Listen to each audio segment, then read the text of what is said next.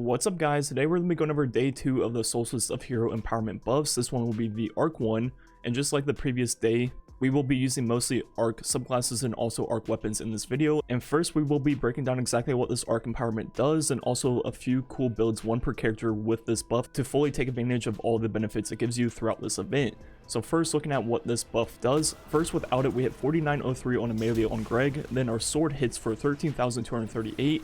Now we become Arc empowered, we now hit for 9,806 on our melee, which is going to be 2x damage. Then our sword will go up to 19,857, which is going to be 1.5x damage, so 100% buff to melee, then also a 50% buff to sword damage. Another thing the Arc empowerment buff will do is just like yesterday's with the solar increasing your recovery to like 20, this will increase our mobility to a lot, and mobility is going to be walk speed, then also jump height. And when you become Arc empowered, you definitely notice a jump height on Warlock for sure.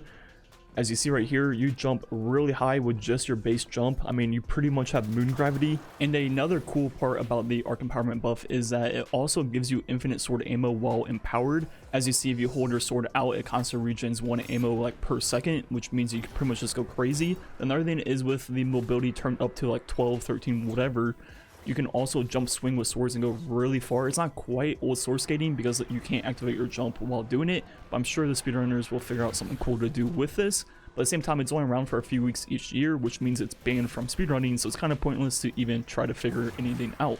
So we're just gonna go ahead and move on. And finally, the last thing that Arc empowerment buff will do will increase the duration of your roaming Arc supers, just like the solar one did for solar supers, by making it roughly last twice as long. So before we get into the builds for this video, I want to talk about some of the DPS things you can do with this buff. So looking at the falling guillotine, which is the meta DPS weapon right now, if we take that, add in a debuff, for example Oppressive Darkness, and also use something like Lucent Blade for 35% more damage, which is going to be the highest buff you can get for a sword. Normally we hit these numbers right here with Whirlwind ×5 and also our heavy attack. And as I mentioned, this is the meta, so it's already the best DPS in the game. And before we break down the combo with both the buff, debuff, and then also the Arc buff, one thing to note is that you do not get the melee increase or sword damage increase if you're not playing an Arc subclass. So you have to be on Arc subclass, which means someone will have to tractor cannon for you, or you do it yourself and swap like I did right here. But now with all that stuff going on, as you see, you're hitting very high numbers per light attack, let alone the heavy attack. It's so much that I can't even get ×5 with Whirlwind. So here would be the numbers doing the math with all 6 of the swings and also the heavy attack. And as you see, the heavy attack is doing 258,000 damage in the one swing, which is a lot. Now looking at how long that combo takes, it's gonna take a little over 3 seconds, meaning the DPS of the sword is usually 55.8 thousand, but with the full combo with buff, debuff, and Arc buff, it's gonna be 147,000, which is so insane for just a weapon. Now moving on to the build part of this video, starting off with Warlock, which is my main. We're going to be using Top Tree Stormcaller for Arc Web, then we're going to be using Risk Runner or Trinity Goal, whichever one you prefer, then also the Guillotine in our heavy slot to take advantage of that infinite ammo, then also that 50% more damage. Our exotic armor piece of choice will be Crown of Tempest, which will help us get all of our Arc abilities and also get our super a lot quicker. And the mods we'll be using in this build will be Swift Charge if we're using Risk Runner to become Charge with Light. If you're using the Trinity Goal, you would then use Charge Harvester. So depending on which of the exotic primaries you're using, that will determine which of those 2 mods you're using, but the rest will be the same. Reactive Pulse, which will be that chain lightning whenever you take damage while surrounded, which not only will proc Crown of Tempest buff, which it does, it will also create more Arc Orbs, which means you'll be even closer to getting Arc empowered even quicker. Then the next mod we'll be using will be Lucent Blade to take advantage of the sword 50% damage and also the infinite ammo and just go crazy whenever we're empowered. Then finally, the last mod we'll be using is Stacks on Stacks. That way every time we do become Charge with Light, we'll have 2 stacks for Reactive Pulse or Lucent Blade. And overall, this build is really cool. It's pretty much one of the best Arc builds in the game. You have Arc damage everywhere. You have the best Arc primaries. You have Reactive Pulse. You have some of the best Arc abilities with Arc Web. You have your super very quickly. So when you become Arc empowered, you can either use your super, which lasts forever with the empowerment, then also Crown of Tempest, or you can just go around and spam your sword. Now moving on to Titan, which is what the title is referring to. This build is actually insane. So we're going to start off with Bottom Tree, which is going to be all about melees. You have Knockout and you have Reversal. which pretty much means every single melee will be an arc melee and also regen health, which is pretty crazy. And also a knockout increases the range and damage of your melee, so there's a lot of stuff going on. Then on top of that, with your charge arc melee, you also proc frontal assault, which will give you increased weapon damage, stability, and reload speed. So our weapon of choice will be a perfect paradox with 1-2 punch. You can use any kinetic 1-2 punch shotgun.